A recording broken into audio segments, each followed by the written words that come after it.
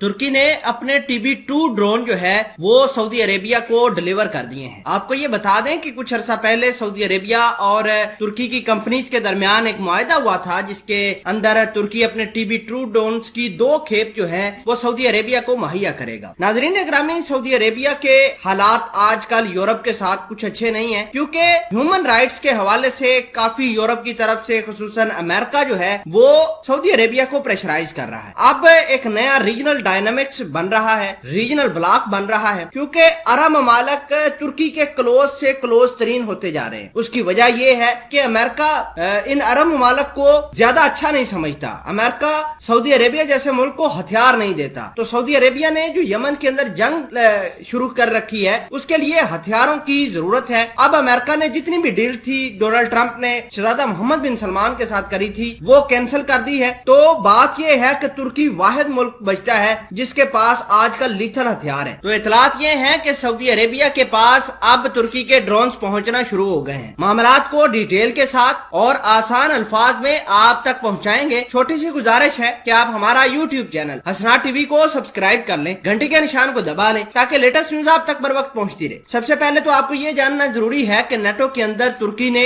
एक जो मोनोपोली थी हथियारों की वो तोड़ के रख दी है। अमेरिका इन हथियारों को मोनोपोलाइज करता था, अपने हथियार मुख्तलिफ ममालिक को बेचता था नेटो के, और अपनी जेब काफी भरता था। तो अब तुर्की के जैसे ही ड्रोन ने कमाल करना शुरू किया, आर्मीनिया की जंग हो, इसके अलावा बहुत सारे ऐसे ममालिक हैं जो तुर्की के ड्रोन अब परचेज करना शुरू कर दिए। सबसे बड़ा मुल्क नेटो का जिसने हथियार परचेज किए हैं तुर्की से हाल फिलहाल के अंदर वो पोलैंड है। पोलैंड ने तकरीबन 24 TB2 ड्रोन जो हैं वो तुर्की के खरीदे। पहले जितना भी हथियार पोलैंड खरीदता था वो अमेरिका के खरीदते थे, लेकिन अब उन्होंने डायरेक्शन चेंज की है। तो बात यह है कि सऊदी अरेबिया को भी पता चल गया है कि अब बाइडेन सरकार उनको किसी किस्म की कोई सपोर्ट नहीं करेगी। अब शहजादा मोहम्मद बिन सलमान ये भी जानते हैं कि आज अगर यमन से ट्रूप्स विड्रॉ करते हैं बगैर किसी मामलात को सेटल किए हुए तो सऊदी अरेबिया की एक जग हंसाई होगी। शहजादा मोहम्मद बिन सलमान की क्रेडिबिलिटी को बहुत ज्यादा नुकसान हो सकता है, और दूसरी जानब ईरान को बड़ा ज्यादा फायदा हो सकता है, क्योंकि ईरान प्रॉक्सीज वार लड़ता है और ईरान की ये टैक्टिस रही है कि वो प्रॉक्सीज बनाता है और वही प्रॉक्सीज फिर लड़ती है। तो इसका मतलब ये है कि